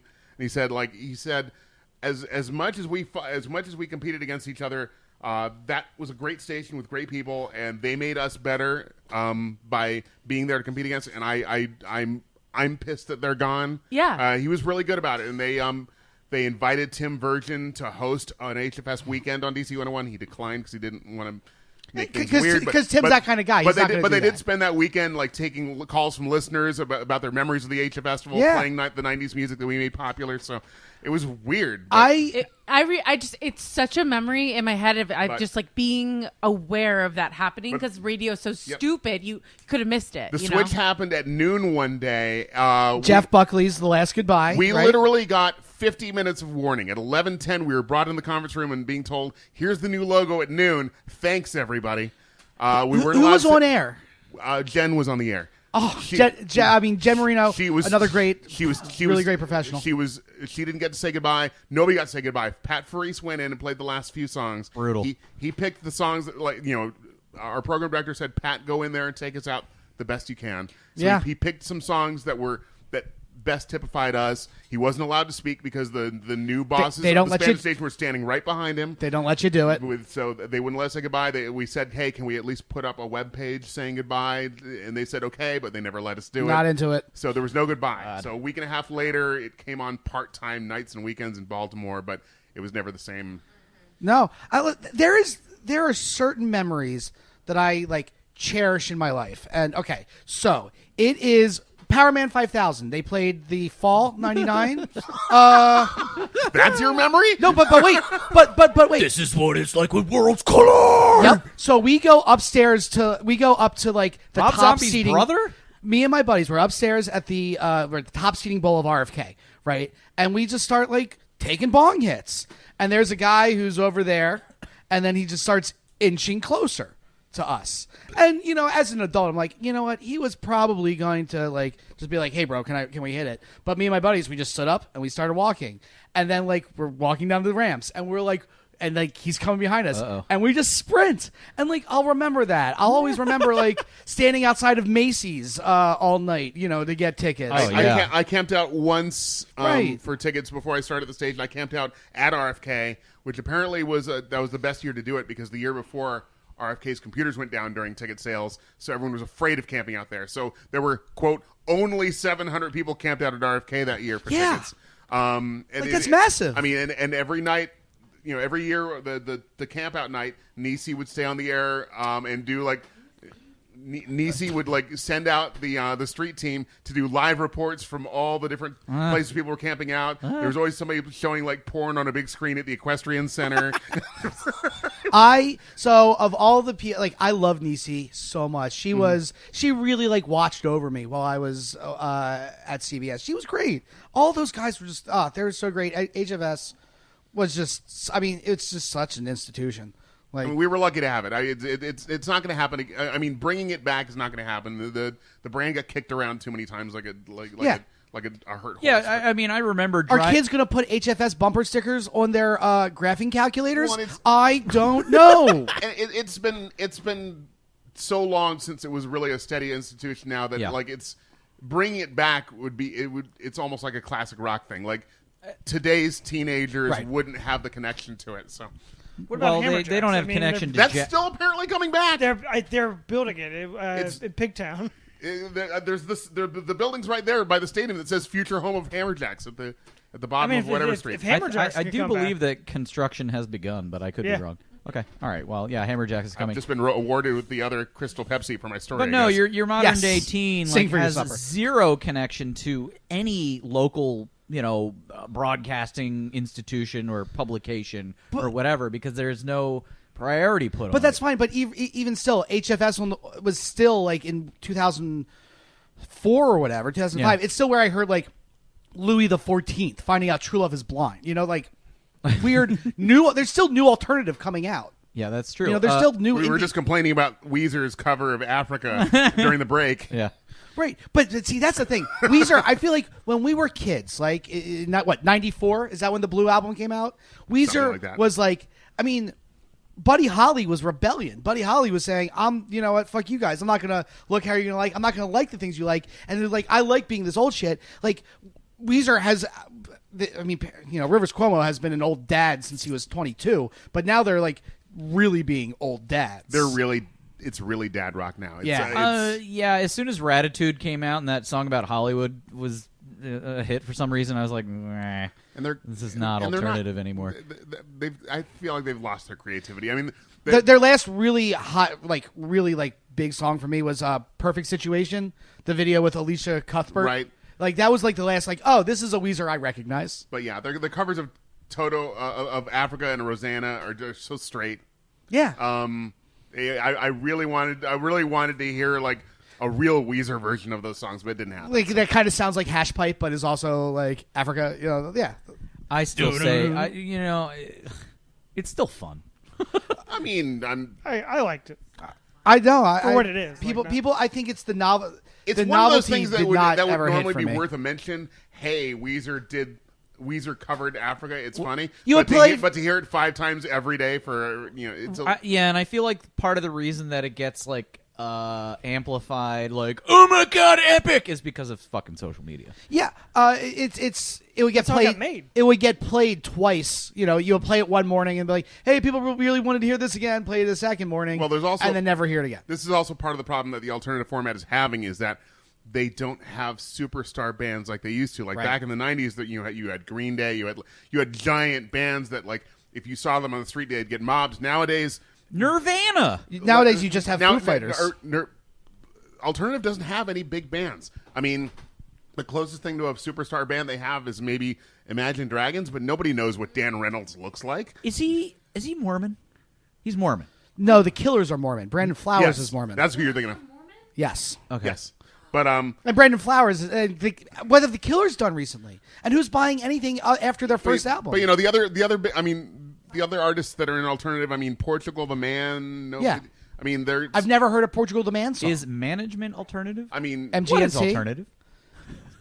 It was never anything. It was alternative to like Guns N' Roses, alternative to Aerosmith, right? Alternative to Skid Row. Like different people listen to Aerosmith and listen to Echo and the Bunnymen. It doesn't work that way anymore. Like if Ween and some other rock group that's not Pearl Jam can be put. Wait, Pearl Jam is grunge, But grunge was alternative. Grunge was alternative to hair metal. It was an alternative to hair metal, right? Exactly. Right. Alternative was everything that it was like the misfit. It's like the misfit genre. But what the hell is alternative now? Because the definition has to be different. And alternative now is very, very pop. It's like there's almost no guitars in alternative. Cage right the now. Elephant? Is that alternative? So that's one of the only guitar bands in there. Do you know who I blame for that? That guy from Fun. Like Fun is Fun. Period. They only did 1 or 2 albums, but he produces a ton of shit. Well, but he's producing mainly top 40 stuff. But that's what alternative has become. Yeah, but the stuff he's producing isn't even alternative. Or stuff. the guy from One Republic, is that what it was? Too late to apologize. I don't know. Like that guy. It's all like alternative right now. It's a lot of. There's a lot of catchy stuff, but it's all like It's new wave. It's very new artists that names like Alice Merton that who is that and why is she playing at the U Street Music Hall? Oh, if Mike Jones didn't go to as many festivals as he went to, I wouldn't know the names of any of these people. Luckily, Mike Jones. Mike was another guy who did Baltimore for a little bit, but he's been on DC 101 now for years. He took a picture with Alice Merton. It's the only reason I've heard her name. It's just maybe I'm just old. Maybe I think that's it because Well, just and Adam Duritz, I'm sure makes new music. I just don't buy it. He still tours. Yeah, he does. I'd go see him. Rock in general is just in a very low. It's in a very much of a valley right now. There's not really a lot of big rock. Like most rock is dad rock now. There's not a lot of there are no popular new rock bands. Like Foo Fighters are the only ones carrying the torch anymore. Even Green Day isn't what they used to be. I when Foo Fighters has a new single, I hear it. I know? But that's it. But they're still, to kids, they're like my father's favorite bands. Like there are no new rock bands crossing over, getting any traction or getting any popularity or I remember getting any specifically Dave Grohl being on a late night talk show and just exclaiming to the audience what the fuck happened to rock and roll? And the entire audience was giving him a standing ovation. But why are your kids not learning how to play a guitar? What happened to that dream? Guys, it's the desire to shred is still there amongst the white man. But it's easier to produce something on your laptop now. Yeah. That's anyone can do that, but forming a rock band takes more money and resources. Allow me to present a patented Brian Levy hot take. Okay. Cardi B is rock and roll. She is in your face. She is a personality. She don't give a fuck. She's rock and roll. I hate that sound effect that she makes. Beyonce is like a rock star. She might be doing hip hop, but she's a rock star. Beyonce isn't hip hop, but hip hop did steal the rock star lifestyle. Yes, about a decade and a half ago. They're the ones living all the sex, drugs, the sex, drugs, rock and roll. No, but Beyonce is a yes queen. She's a queen. She's not a rock star. But is Madonna a rock star? No.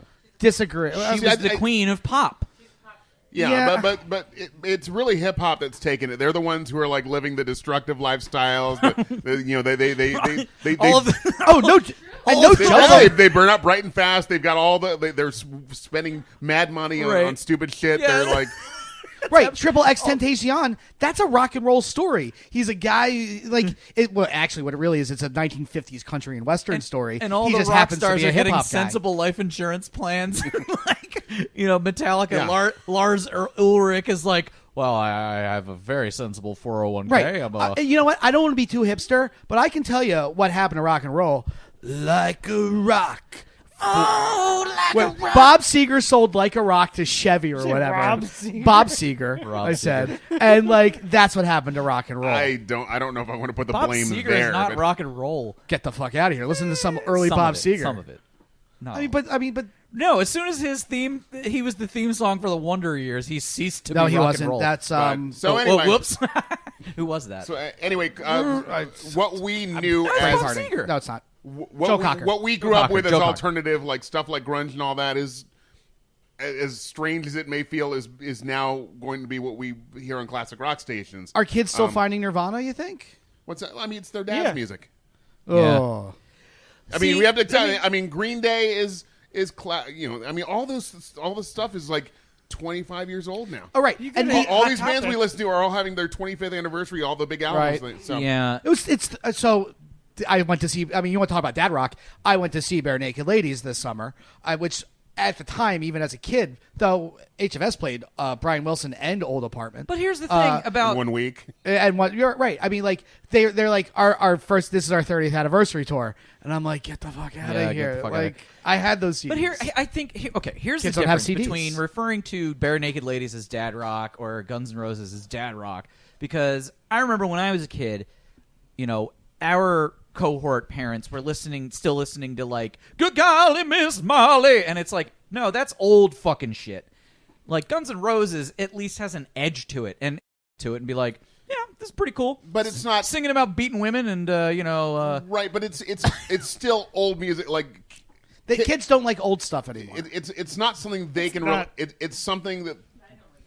Go to Hot Topic though, and what T-shirts are there? Like no, they like T-shirts. Metallica. They don't necessarily need to listen to the music. Right. Kids often wear T-shirts of bands they have no idea who they are. $25 for an AC/DC T-shirt that you've never listened to. How many kids who wear a Johnny Cash T-shirt from Target can't name one Johnny Cash song? I bought my first Grateful Dead tie-dye the same day I bought my first Grateful Dead album. So I mean, it's like I understand that idea. I have that Johnny Cash shirt, but Here's the weirdest thing was the oldies station. They call it Classic Hits now, but the oldies station in New York City, they have this thing called Oh Wow Wednesdays where they play something that's a little weird for them. And 1 week they played 1 week. No, Come Out and Play by The Offspring on an oldies station. Whoa.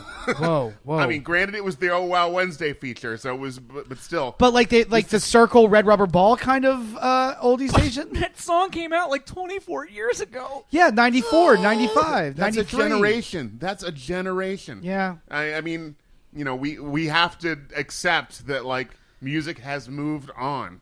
No, Do we we? don't. No, we Do don't. we? I had this argument with lifeguards at the pool. Things change over decades. So I work at a pool, and they're all high schoolers, and who are the lifeguards. And one day it was raining, and they were playing music during the practice, and I was like, "Play some oldies," and they turned on 90s, and I was like, "That's not oldies." And we got into like this thing about what oldies was, and I was like, "No, oldies is like a thing. It's like its own thing, and it's like 60s, 50s, 40s, 30s. That's No, 40s Is aren't that what they said, or is that? No, that's what I was saying. What Because is they it- were like, what- 90s is oldies. I was like, no, it's not. Yeah, I mean, maybe like 70s can be included in oldies, but maybe I not. mean, when I was in like junior high and high school in the 80s, like like Led Zeppelin was the oldies music that was still cool to us, but we knew it wasn't anything modern. Mix- But it was played on the oldies station? No, Mix 106.5 was unironically the best hits of the 60s, 70s, and 80s. Like, unironically, like... It was 60s, 70s, 80s, 90s, and today. No, it was the 70s, 80s, 90s. Or it was the 80s, 90s, and today. You only get 3 decades in a slogan. 80s, 90s, and today. 80s, 90s, and today. Yes. Originally, it was 60s, 70s, 80s. Then Yes. they updated it. 80s, 70s, 90s, 80s, and 90s today. Likewise, HFS's slogans were Rock of the 80s, Rock of the 90s. And Rock of the New Millennium, right? For a bit, I think we did that. Yeah.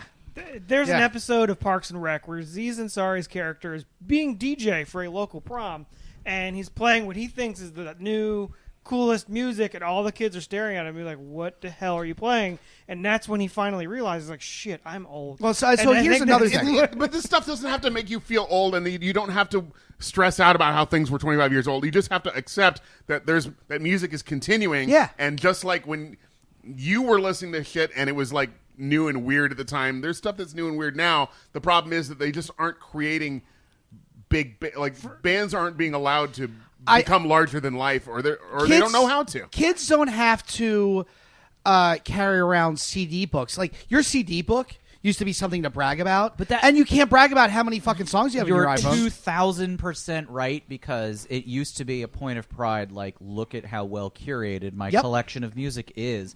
Now it is entirely contained on a Taylor Swift device. Spotify Everybody station, now right. has every song ever made. at their fingertips. Yes. You don't listen to albums. You listen to songs. You don't have to pick and choose which songs to put on a mixtape or mix CD. Although mixtapes are coming back. Or how many CDs you can carry in your backpack or whatever. Now you can have all of music that's ever been made in your phone. Right. The real hipsters are starting to... well, no, I'm sorry. The real hipsters are buying vinyl, but continue. Exactly. But what I'm getting at is that people are starting to realize that the tactile is more important than the digital. And it makes you feel better. It makes you think a certain way. But it's mainly for collection purposes. People don't really... I know. People it's too inconvenient anymore for people to depend on a regular basis. But I will place a higher quality on the individual that wants to collect vinyl over, some person who sits at brunch and listens to their Spotify channel and doesn't contribute a single dime to the musician economy. I mean, how many people use the CD player in their cars anymore? I have one, but I got to I mean, mine still has one, but I use it. New cars do not have them. My CD slot is used to hold my phone. Which I play which is what plays my music. Yeah, that's the ironic thing. So you mentioned mixtapes. Yes. What number do you think Now That's What I Call Music is on? 169. Caitlin, you're not on mic. 169. Okay. Caitlin off mic yelled 169. I think we've asked this question before on the show, and I think that's exactly what Caitlin yelled. Kidz Bop is at 38. So yeah. Now that's. Yeah, I'm going to say 171. What is the question? Now That's What I Call Music. The volume. Volume. That. What volume number? I'm surprised they still make those. I recently learned they are still making them. But I think you know why they buy them? Because you fucking buy it on your phone and you have a killer playlist for a party. Yeah, it's an easy playlist. Yeah. 67. Oh, yeah, it makes sense. Which is lower than I thought. 67?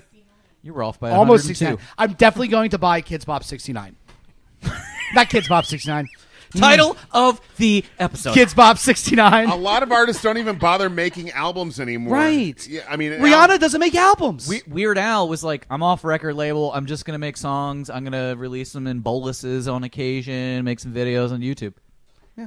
This is the world we're living in. But I mean, albums are no longer an experience. Record labels are only in existence for distribution and promotion purposes now. They don't actually you don't need them to make anything. You don't need them to be able to put anything out. They will just help promote and fund it. Yeah. Right. And radio stations don't want to break you it's got to be so ballsy to break a song these days. Radio stations are they're owned by big companies and it's such a small profit margin now compared to other media businesses that they won't do anything risky. Is the Bay still Shamrock? A Shamrock Corporation or something? Times Shamrock, yes. Okay. The people who owned the city paper before the Sun killed it. No commentary. No, but see, here's the thing about classic rock. In 5 years, you'll add a few Guns N' Roses songs, and they're already there. They're already there. I mean, the 90s are starting to be added in now. So. Right. Think about what year they started playing Where the Streets Have No Name on the Bay, because what is that 85? That song came out 86. They were playing that when we were kids. It's classic rock is probably the easiest, an oldies format, but. All those people are dying. You know why there are no oldie stations? Because there's no one to listen to it. That's why classic rock stations have ceased playing the 60s. Right. Are adopting the 90s, and the 70s will eventually start. Only the biggest 70s songs will. Are you going to be that stoked when I think a third tier Led Zeppelin song comes on? But I'm not. I would be, but I mean that's that's kind of the fallacy of a classic rock station is don't stop playing this stuff from the 60s that's good. Play Graham Parker, play all these other things that people might not know about. But that's the thing, and that's what I was talking about earlier. Radio's not about discovery anymore. It's such a business, and there's such a small profit margin that all anybody wants to do now, the important thing is to play. When somebody tunes to your station, they have to be hearing one of their favorite songs. Yeah. And all of the other stations are competing to be playing their favorite song. That's horrible. As a program director, I can say, the way you know whether your station's winning is you go across your presets, and if your station's playing the strongest song, you're winning. Yeah. So you can't afford to play deep stuff or unfamiliar stuff or it's crazy a new stuff. PPM world. Yeah, nowadays your job is to be the station playing the strongest song at any given moment. Can you get away with playing the full length version of Greengrass and High Tides on 100.7 The Bay? I don't know what song that is. Are you serious? The Outlaws, dude. What? So okay, if I don't want if you walk into a room and say, "Does anybody want to listen to the song?" If one person says no, the answer is just a hard pass. Listen, if you're playing a really long song, it better be something that everybody wants to stick with. It's got to be the whole fucking time. Meatloaf. It's got to be Paradise by the Dashboard Lights. That's it. And they don't play that song on the Bay, I bet. No, but here's I guess this is me point, and I'm obviously me points. I'm just tell me more, me Cockney lad. Yeah. Which flies in the face of everything that Spam just said. That is a classic rock song that is so strong that anybody that hears it for the first time is going to be like, well, I like Leonard Skinner, and this sounds a fuck ton like that. I love this song. It has super long guitar riffs, Cool lyrics. It's very good. It was recorded. They don't in, like, play I think my version of that is the full 9 minutes of Jesus of Suburbia by Green Day. Why? I mean, no, I just want to hear one time the NoFX The Decline on the radio. I just want to hear it somewhere. NoFX has never been I'll played tell on the you radio where you're ever. going to hear it. Open Spotify, do a search. Seriously, I mean, and that's the thing. Like, I don't need to search for it. I have it on my computer. Radio, and here's the weird thing about radio is radio, like on the industry level, they're always reassuring themselves with figures of like, we still reach so and so 90% of Americans every week, blah blah blah. The only reason why radio can still reassure themselves with all that is because it's still the easiest thing they hear in the car. You turn on the car, it's the one That's thing. it. Yeah, it's on the there. one thing that doesn't have to connect for the first minute. If it weren't for cars, like talk radio would cease to exist. The moment you can listen to Spotify or podcasts or whatever as quickly and easily as you can listen to an FM station, then that might be the point at which radio decides it has to be creative if it's going to be doing anything. So all we need to do is ride it out long enough until podcasts are like as accessible as turning on a radio. So that's the problem with podcasts. Like, you have to search things out, Yes. right? Or have you have to hit a button. Like radio, it's right there. It's at the tip of your fingers. Internet radio and podcasts and even like Spotify and stuff, you have to search things out. Right. You have to have things set up. You have to go to the. It's not just like ready to go when you turn Exactly. the car. So off the air. moment all that stuff becomes ready to go, the moment you turn the car on, everything's on an equal playing field. So off air, we were talking about like listener engagement and shit like that. It's the idea that if they have to search you out, like you're almost halfway beat. You got to make sure that your shit is always prepared to be given to them at any given time. Here's what we do. Yeah. At the live show, Yes, we give away an iPhone. an iPhone with preloaded us subscribed on the iPhone. Yeah, Our budget. Wait, can you do this on the? I don't know if you can do this on the iPhone, but on an Android, you can have a shortcut on the home screen that goes straight to the podcast. There you go. Amazing. So all we need to do is give away 30 phones. Where the home screen is all home screen is shortcuts to yes. the podcast. Yes. We will only need to spend $18,000. and we have to lock it so they can't delete it. Right. To gain 30 more subscribers. We're there. I think we figured it out. Awesome. But, Spam, getting back to your experience at 100.7 The Bay, please tell us, how are you enjoying it? I've only been there for a couple of weeks now, and I'm only part-time at the moment, although I believe I will be involved in greater capacities. Are you pretty soon. doing imaging or are you doing Right now, I'm doing production. So, like right now, you'll hear my voice in some of the commercials and stuff. But there's talk of me doing more production. There's talk of me being on the air on the weekends, substituting for the weekday staff when they're on vacations and stuff. So are you and Josie going to do like an interview style commercial about liposuction? Hey, ideal image. It'll get me liposuction because I'm done waiting for this 100-pound bacon cheeseburger. Joe doesn't to do come out of my- liposuction. Joe does ideal image. Okay, yeah, sure, yeah. Yeah. Well, Cold then they sculpting. can get rid of that tattoo on my back. There you go. Oh, the blue butterfly? No, you've never seen my Tribal tattoo, have you? tats? I don't think I have. What do you have? Oh, a tramp dear. stamp? He's standing up. He Normally, I'm the person that shows tattoos. This is great. Oh. And you want to get rid of that? It was done at the time when it didn't have. It wasn't necessarily a tramp stamp if you had a tattoo there. So And it was for one of the those record, things that like it was a good idea at the time, and it was expensive. It was done at it was done at Jinx Proof in DC, which was the place that like bands would fly into town just to get a tattoo. for the record, Spam That was a $300 tattoo. has a $300 tramp stamp of a can of Spam. It's pretty amazing. That is My definitely girlfriend something. and I, it was our 5th anniversary together dating. We decided to get we each were getting our first tattoos. She got a very classy ankh on her ankle. An onk. Oh, that is what year was that? An ankh? It must have been like 1992. Yeah, 95. This was more like 2000 or something. But Wow. she got that, and I got a can of Spam on as a tramp stamp. So. Was she a Sandman fan? Is that why she got the ankh? Because of death. I feel like Perhaps. the onk. What was the purpose of the onk being in the zeitgeist as a tattoo? It was just some 90s shit. Everyone was all about Egypt back then. I don't know. Were they? King Tut was on tour. I What just the don't fuck know do why. I know? I think you just picked it because it looked nice. MJ did that, time after what was that video? Remember the time do when he you was in the remember Egypt? the time? You know, Magic Johnson was the pharaoh. yeah, Egypt was just hot. Weird. Egypt was hot. I mean, it most still of the is. time, It but still yeah, is. It right, was the Ibiza of its time. right. Egypt, the Ibiza of its time. Oh, All right, this has been a fantastic voyage with you, Mr. Spammy. that was fun. Hope to hear you on the radio more often than not. And we should probably get some of those other friends of yours on here to talk some radio stuff. I bet you Joe would do it. I don't know if anybody else would. Probably not. Josie would do it. Yeah. She was my intern once upon a time, so maybe I can still boss her around. Yeah, she's got. She's work. just a really good friend of mine. I mean, I'm sure I could ask. Remember her. when we saw her at the William Shatner show, and then when she was driving off when we were getting beers, she was like, "Nerds!" Yeah, she's great. She's more of a nerd than any of us. She goes deeper on she's at every con. Yeah, she's a big. Here's fun. Joanna had just gotten a divorce once, and Once. I don't want to say mean things, but this No.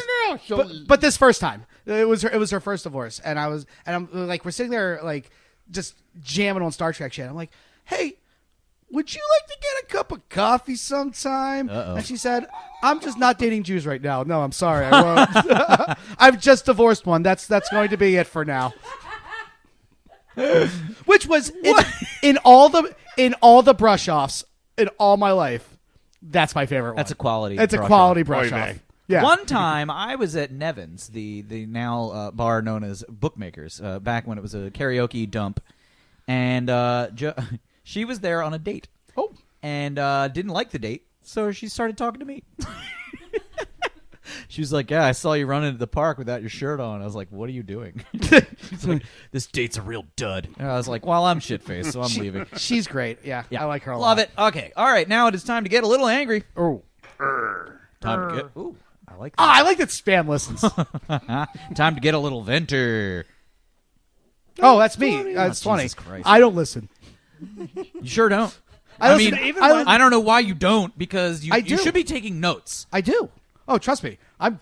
You to the show? Are you serious? Yeah. Do you actually listen to the show? Oh, yeah, like hardcore. Hardcore? Yeah. Define hardcore. Remember that time you said you should take notes? Yes. Yeah, I do that. Well, where are they? So you don't just skip to the parts that you're on? No, it's important to me. I make sure that I'm like improving every time. I hear So what you I, do so skip to the you- parts that you are only listening to the parts No, you're I on. listen to the whole thing. I listen to He the only whole has thing. notes about his own performance, not about the show as a whole. Oh, yeah, I assume that you guys are taking your own notes about your own performances and working to better them. Way to be a team player. Oh, right. I keep saying to Caitlin. Caitlin's like, "Oh, you gotta tell Casey. Casey, I need you to laugh on mic. Thanks." Okay, thank you. No, I do like a good boisterous Yeah, good off-mic if laugh. that's the way he laughed, sure. But that's not the way he Let's laughed. just get him to laugh like that once. We'll make it a sound effect. We can fire it off whenever we need it.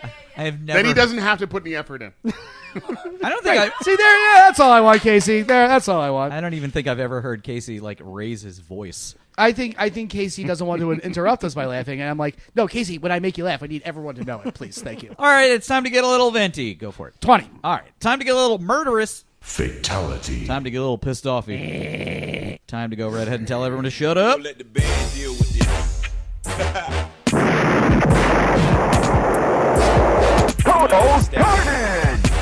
All right, this is the end of the show in which we give persons, places, and things that are lowering our quality of life and... Oh, deproving. Thank you.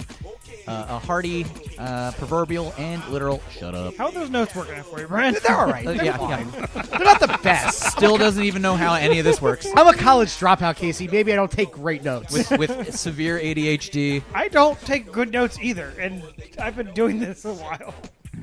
At a certain point, it should become muscle memory, Brian. Like it has for me. But it's your muscle. I'm very good at sitting here listening to you. Are we going to sit here and talk about Evan's muscle? For the rest yeah, of let's the- talk about my muscle. That's like the third time he's brought I say, it up. guys, we said we weren't going to talk about dicks this show. We're not talking about dicks. We're You talking are. about my muscle. Oh, I thought we were talking about your Is love there- muscle. Oh, my- Are you expecting somebody? Am I? There's somebody waving. Oh, at yes, us? I am. Yes, Oh, you are. All right, go ahead. Casey. Okay. Fam zones. Keisha says, "Shut up to all these mosquitoes Yeah. On the rise. on the rise." Thanks, weather, climate change. Matthew Stegman says, "Shut up" to Larry Hogan for fake caring about Baltimore. And Yeah, I second that. I Hold saw on. that. No. No, that's he had a shout out. Shout out for Yeah. Ben Jealous for being the people's champ. So belated shout out. I saw that and I second that. I think everyone should know that. I also do think that we should talk about that issue on a next episode, maybe. And also, as it was suggested by the person that tipped us $5 for the tip jar episode, I sort of tangentially promised that we would talk about an episode of the Wilderness Podcast, which included a topic about universal employment. Oh, that's what we I should need have done to- on the car ride. Listen to the Wilderness. There you go. I need to listen to that show. It sounds good. intriguing. It's good. It's very good in terms of the way that it describes the Democrat Party's failings and what they're going to sort of do going forward. But it neglects to mention the Democrats' history of failure when it comes to, say, cronyism, corruption, and all these other issues. Like, it paints a very glossy picture of the You could Democratic say Party. the same thing about any party. The idea That's very true. The idea that the Democrats are just like the Republicans, except we want black people to vote for them more. Yes. Got it. So related to that topic, the Slow Burn podcast, their first season was all about the rise and fall of Richard Nixon. Season 2, Bill Clinton. Gotcha. So, like, right now, the last episode, they really went in hard on the Whitewater scandal, which I was too young to really, like, kind of know anything about that. And it's like, oh, holy shit. Like, Yep. kind of makes sense why everybody around where I lived hated the Clintons. He kind of earned the name Slick Willie. Yeah, So it's interesting. I'm mad at people historically and or presently that still refer to him as the first black president. It wasn't true then. It's not true now. Nope. You know who's going to be the next one, though? No, we'll be dead. So I Cory don't know. fucking Booker. Oh, no, he's not. No, you're right. No, he's not. Okay, what else we got? I got one. Go for it. So, like, our friend Melissa got bit by, like, this dog on our trip. Like, she kind of just, like, but really the dog was, like, moving its mouth and her knee got scraped. Okay. Like, the dog wasn't biting. Well, as somebody who's been bitten by dogs, It wasn't like a malicious, I'm biting you bite. It was Right, like, okay. we're playing around. So, Her more of leg an got in the accident. way of its mouth. Is that what yes, you're saying? yes, that's exactly right. Her leg got in the way of this mouth. So wait, is this Melissa or Mo? Melissa. Melissa. Melissa. So then she because we were on a river, she wrapped her leg with like saran wrap and like to really take care of it because open wound. Oh, so no. because she put the idea of flesh-eating viruses live in rivers in my head, and like I'm worried like because I got cuts and scrapes and shit all over me. I'm like a 10-year-old. That is And, the like, mind of a truly paranoid person. Yep. So shut up to Which is flesh-eating you. viruses. Which is you. Oh, Caitlin did it. Oh, great. Shocker. So you Shocker. just gave a shut up to your fiance. Yeah. Not the Whoops. first time today. Oopsie. So anyway, so shut up the flesh-eating viruses. Yeah. Quit ruining. I mean, I didn't get out of the water or anything. Like, I stayed. But, angry at you, flesh-eating viruses. Yeah, Caitlin didn't get in the water. So, anyway. Casey. This is a twofold. Shut up to this overwhelming paranoia that you're not engaging your child enough and he's going to be dumb for the rest of his life, even though he's only 4 weeks old. And Casey, you've already screwed him up. Don't worry I've about it. already done it. He's just not had enough toys to play with. And targeted He ads doesn't on know- the internet are reminding me every 15 fucking minutes, including ads for developmental toys, Oh, boy. monthly subscription boxes. No. Which, of course, in my brain, yes, that sounds like a great Casey, idea. if you loved your kid, you'd get him a monthly subscription Shut up box. to new strollers. No. We don't need that shit. Apparently you do. No, you don't. I don't know. It's nothing but a fucking competition at this point. You don't need a fucking Jeep brand stroller. Fuck that shit. 2 sticks, 2 wheels, and a tarp. Nope, I need a Thule jogging stroller. No. Could it at least Yes. have 4 wheels? Like 2 Fine. wheels. 2 wheels seems precarious. That's a wheelbarrow. 3 wheels. 2 wheels seems precarious. 4 wheels is spoiling the kid. Oh, or 2 wheels and yes, a wheelbarrow type stroller sounds fine. A unistroller with 1 wheel would be fantastic. Yeah. And that baby's got a handle, not a handlebar mustache, but a twisty mustache. Check me out on my my unistroller. My penny farthing stroller. My vegan unistroller. Would you like to I was All going right, to get into sorry. hipster poetry, but Sorry, Casey, continue. That is my shut up. Okay, great. Spam, do you have any shut-ups? Uh-oh. arepas. Arepas?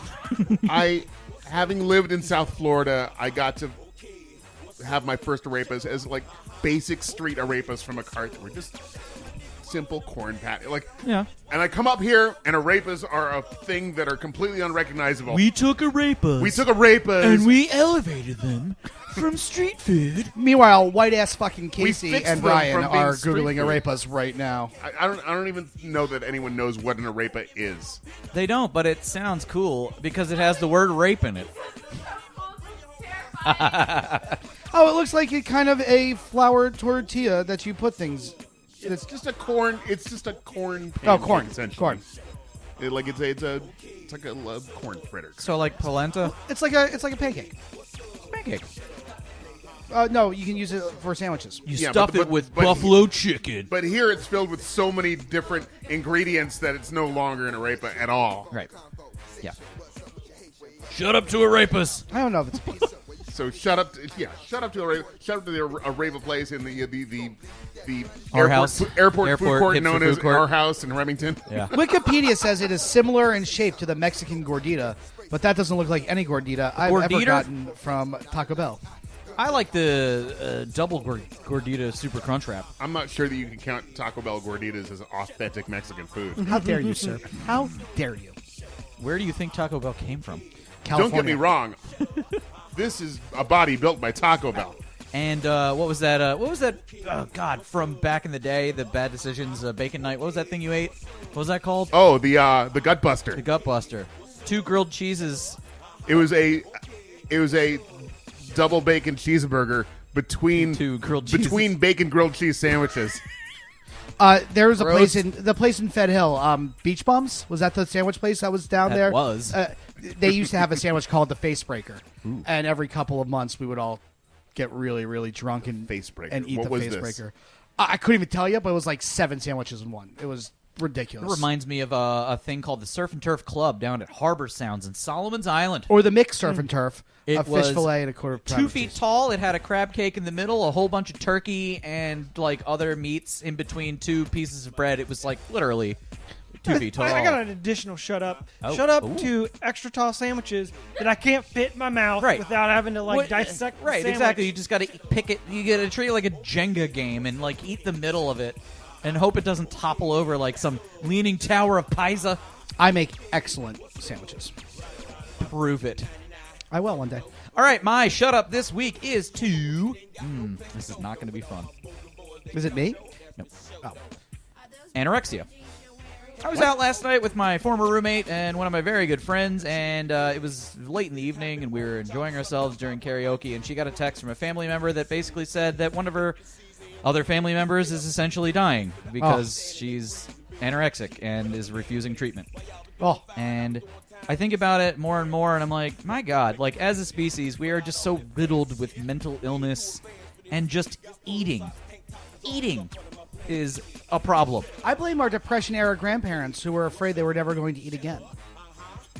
Whatever, man. Clean Plate Club and shit like that. Job security also. But apparently this individual, like, is so crippled with anorexia that she just is now gonna die. Yeah. That fucking sucks. That's really sad. Yeah. I'm sorry to hear that. Yeah, I'm very sad to say it. You know, it's a shame when the shut-ups have to, like, not be funny, but sometimes you just gotta shut up like real shit. I mean, I could do a funny one.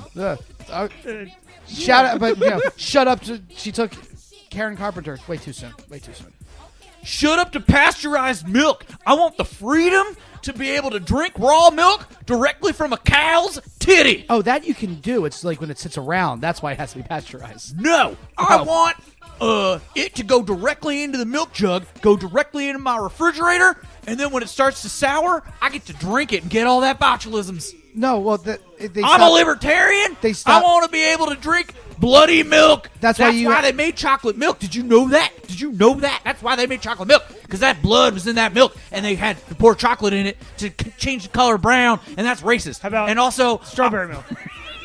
This really went off the rails fast. All right, No more funny shut-ups. That is me. My fault. Learned our lessons fast. my fault. I mean, it was pretty funny. Which part? The part Chocolate about, milk. Part about Oh, milk. the chocolate milk part. I want to know how strawberry milk was made then. Yeah, if the Strawberry cows, If the duh. theory, that's right, according to Hershey. If the theory goes that it was because of the blood in the milk that they added chocolate, Is that real? Did you not just make that up? I did not make that up. That was something I heard. Did you see that Wait. on Alex? How is the easiest You answer? heard from who? How is the It was on easiest? InfoWars. How is the easiest answer? They added chocolate milk to the milk because it's fucking delicious. No, chocolate milk is delightful. And trust How do me, you think I keep myself brown? That's how that works. chocolate cows. If you spam. want to look, no. If you want to be an orange person, you eat a lot. Either you're Donald Trump or you eat a lot of carrots. Creamsicles. If you want to be Orange juice. creamsicles, anything orange. orange juice. If you want to be brown, you drink chocolate milk. That's it. That is all. What other brown foods? Beef. Yeah, then beef. you're pinkish. Yeah, if you drink all the strawberry milk, then you become a pink person. You're a little red. Aren't we all a little pink though? I'd like to think we're flesh tone, but that's what. White Oh, privilege, what's that's that what white we're privilege. calling- That's what white privilege has done to me. We get to call our skin color flesh. Defaults is what I call What, it. so Thank you. this isn't flesh? What am I covered in? I don't know, bro. Something else. Nesquik. All right, guys, this has been a fantastic episode. It's been episode 241 of the CTB Show. 2 for 1. Title, two. 2 for 1. You know, I still love our 227 episode It was good. because we actually talked about 227. Those were the days. If only Well, we, there's no place like home. if only we had remembered room 237 for 237. Oh, that was a good documentary. The episode title is Kidz Bop 69. Correct. Thank you. Man, I came out strong in the beginning, and then Brian beat me in the end. I forgot to update that spreadsheet. We'll just assume I'm leading. No, you're not. Usually we try to give it up to the guest. That's true, but That's what I'm doing. beat Kidz Bop 69. That's all I'm saying. Yeah, that's hard to beat. Yeah. I'd like to beat some kids. Bop. 69. I knew where I was going. All right, Spam. Thank you very much for coming on. Always a pleasure. Yeah, man. Anytime. Well, it's only been, 4 years or something like that, but you're back. And now that he's back, we have to have a Nugget Fest. I won the original. But you did not win the following year. I was second place. You That were, was still you were reasonable. de-seated. No, you're right. We absolutely do need to, because we didn't do it this year. I was also not prepared for the kind of nuggets changing because it was Not at all. originally Chick-fil-A balls. Yeah, Chick-fil-A balls then turned into handmade, giant nugs. Right. If you know No, what? it went from Chick-fil-A balls to Tyson ones to handmade ones. Ah, okay. I could say I was really disappointed with my showing when because I sat down and you handed me this bowl of chicken fists, and I'm You like, sat they were down for giant. Sunday dinner. right, and I'm like, oh shit, I can't do a, I'm not eating these fast. If They you were had, huge. If you had sat me down with a tray full of Tyson, then I'm in. But you Yeah, gotta how go can you call it a nugget fest when they were giant tenders? Those aren't Look, nuggets. that was the decision of John Rusing. When I did it last time at To be fair, they're Nobles, the best nuggets I've they ever were had all in my just life. Frozen Dino Nuggets, Tyson Nuggets, frozen nuggets. And even some of the hipsters that showed up fucking bitched about them not being freshly made. And I'm like, what do you expect? We're here for You know what is in a chicken nugget? we're here for kids cuisine type nuggets. Yeah, lean cuisine. I mean, kids cuisine. Kids cuisine Dino Nuggets with artisanal dipping sauces. Right. So does this nugget thing still happen? It happened last year, not this year, but it will. It will. Was it last year? We're gonna Was do- it last year? The year that we we got got- wasted? Has it stepped It was a aside year for ago. chick- Wow. Yeah. Did it step aside this year for Chicken Palooza? Is that what happened? Oh, It just didn't happen. I'm just. Well, thanks for waiting for me. I got shit going on. you and I'll bring it back. I'll you bring it and back. Mrs. Jones, you got something going on. Yeah. All right. Once my son is eating solid foods, he can. Bring that baby. Force feed a pound of nuggets down his crawl. I'm here for some nuggets. See, I'm Cannon Cochran. All right. Give me the nuggets. All right, listeners, thank you very much for listening. Thank you very much for being a friend. Thank you very much for being a fan. Do check out episode 235 of the Gaming Marathon. I am on it, and I do talk about some weird video games, and I make up a few weird video games, and I may be making an appearance on the show in the future to describe other made-up video games that I invent in my head. Did you talk to Dennis while you were on the Gaming Marathon? Sure did. We were on together, on video. What did he say? Did he mention me? You already told me. Not everybody. You already told me my mentions name you. wasn't mentioned on the show. It doesn't You matter. are so narcissistic. Hi, Dennis. Yeah, I don't even know that he listens. Oh, I have no idea. Dennis, if you're listening, let us know. Ooh, hold on. Code word. Code word Dennis. It's only for Dennis. I only want to see Dennis. Hold on, but let's give a code word for the other listeners so that we can send them $1 via Venmos. Yes, the first person to say quadruped, you will get $1 from me. Most likely Evan. Yeah. Well, I mean, now that City That Breeds has its own Venmo. From the City That Breeds. $7. Oh, and guys, feel free to send money to @City That Breeds. I feel like that is like the most direct way at this point to just on this podcast say, hey, you want to keep this thing going? Shoot us a buck. Honestly, shoot us a buck. send us $5 every 3 months and you're a champion. Like, send us $5. I love the tip jar episodes. I don't want those to stop. But that is without even saying like, citythatbreeds.com/deals. No, Venmo. City That Breeds. If you really want to be cool, we mostly record on Sunday nights. We will give you True Patriot Awards out the fucking zoo. Venmo us like $20. This beer sponsored by, let's be honest, Zach Egolf. Shit, that reminds me. I gotta get. It's always sponsored by Caitlin, but here's your chance, everybody. I have it in my phone. I gotta get in touch with that. This week's Natural Light pizza Rock. brought to you by Jeff Elkins. It just rolls off the tongue. It does. To me, anyway. Okay. Just Top saying. of the show plugs. Just saying. Very good. All right. Thank you very much for listening. Thank you for. Somebody else do it. Oh, thank you very much for listening. Like, thank share, you and for subscribe, being blah, blah.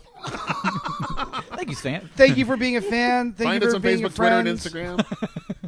Instagram. Find us on Twitter and Instagram. That Facebook CTB FamZone /extreme. Just throwing out extra slashes. Wow, you're good at this. Well, and have a good day and a pleasant this evening. Yes, very good. Goodbye. That's what I say.